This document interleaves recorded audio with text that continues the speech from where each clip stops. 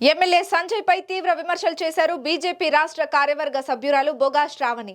నిజంగా సంజయ్ కి దమ్ము ధైర్యం ఉంటే ఎమ్మెల్యే పదవికి రాజీనామా చేసి ప్రజాక్షేత్రంలో మళ్లీ గెలవాలని ఆమె సవాల్ విసిరారు.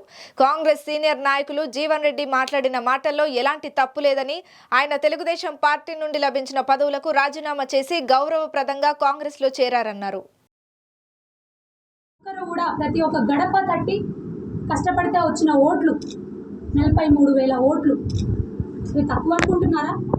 ఏదో స్థానాల గురించి మాట్లాడారు, 1వ స్థానం 2వ స్థానం 3వ స్థానం అని.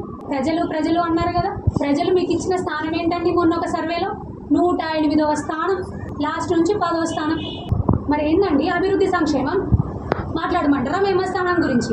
ఒక్కటి గుర్తుపెట్టుకోండి సంజయ్ కుమార్ గారు, 1,000 మీరు చూపిస్తే మిగతా 4,000 మిమ్మల్ని చూపిస్తాయని గుర్తుపెట్టుకోండి. ఇష్టారీతో మాట్లాడడం కాదు.